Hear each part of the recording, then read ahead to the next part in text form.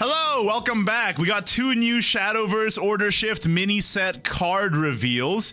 One is the Swordcraft Legendary. It's an officer by the name of Slaughtering Samurai with a very interesting design. 1/1/1, accelerate 1, deal 3 damage to a follower, accelerate 3, give +3/+3 to all allied followers. Seems insane, right? Until you remember that it's a 1 play point card, so you can't actually play it for the accelerate until much later because of this effect here. Last words, put a Slaughtering Samurai into your hand, add X to its cost, give it +X/+X. X equals the number of allied Slaughtering Samurais destroyed this match. Honestly, I think this card is alright. You could easily just play this as a 3 of 1-drop guy, you know, in a lot of decks, like especially in non-loot decks, like in Rally specifically. You just play this to play him on 1, and then you get him back every time anyway. And then in the later game, you can use the accelerates to try and buff up your, especially your Twin Blade, right? Your Agile Twin Blader. So card is good, I think, because it is just a 1 play point 1/1 infinite value guy that the opponent doesn't even want to spend a banish on, but the effect is a little slow. But I think you can pull it off. Slaughtering Samurai on 1, trade Slaughtering Samurai on 2, and also the number of allied Slaughtering Samurais also counts the accelerate version, I'm pretty sure. So you don't have to play it for the hard body every time. If you have like more than 1 in your hand, like 1, 2, or 3 in your hand, you can play some for the accelerate 1, blah blah blah, and then the other Slaughtering Samurai will still have a bigger last words, making it easier to activate the accelerate condition. Very interesting design. Using accelerate as a payoff instead of a flexibility for a bigger card, using it as a payoff for a smaller card is quite cool, and design space we haven't really seen explored in Shadowverse yet. So I'm happy they're at least experimenting with new ideas, and I think this actually could be played just because he's a 1/1/1 that recycles itself, and that's fine. You know, especially in Rally, right? You can just weave it in through any of your turns, right? Because even if this guy gets as big as 2, you can weave in the accelerate 1 in any of your turns, right? So I think it's actually a flexible card that could see play in Rally Sword. In Loot, probably not. Next up, we have a much more strange card. Discovering the Truth. I think this is supposed to be like a gender-bent Sherlock Holmes or something. Remove all effects on all enemy followers except changes to their attack or defense. Remove all effects. Is that... Would you ever make room for this in your deck though? Like... Is that good? If you're an aggro deck and you want to get rid of wards, you could use this.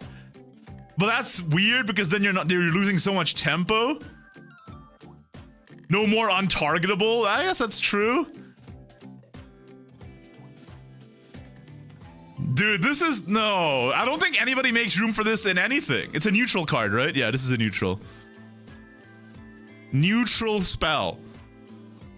I don't think any deck makes room for this in anything. Control Portal? Does even Control Portal play this? Control deck, Enhance deck, 1 of an Enhance? Oh, so you can like... You don't need Dungeon Pathfinder anymore? You play, You play 9-cost Cutthroat, 6-cost Dune Surfer, and then play this, and you don't need Dungeon Pathfinder. You get rid of all the wards, go phase. Spell Boost, maybe? Magachio? Oh, Magachio could maybe play this. Magachio could maybe play this, right? Get rid of the wards, go phase. It's my Weemael counter. Nobody cares about that. My Defender meme deck counter. Nobody cares about that. I mean, I care. And you care, but nobody in the Shadowverse scene other than that cares. And we both know it. Magachio could use this. Spell Boost. Spell Boost? A spell that doesn't cycle in Spell Boost? I mean, it makes way for your Seamile to go face. That could work. It could work.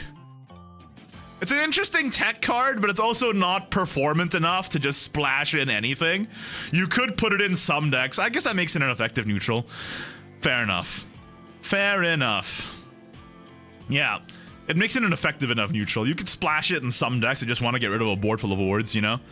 but it's not performant enough to just be like a no-brainer inclusion. So I respect it, but I'm not really looking forward to it, you know?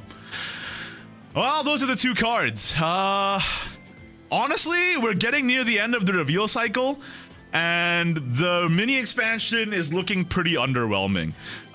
There's some nice inclusions, I guess, that you could include to liven up your deck list a little bit, but other than that, a lot of it seems pretty weak. I'm not actually that against a low power mini set, but the current meta is very, let's say, polarizing for players.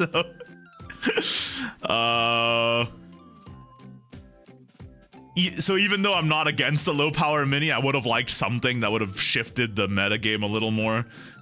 But that's just my opinion. Let me know what you think in the comments down below. That's it for this video. I'll see you guys next time. Bye-bye.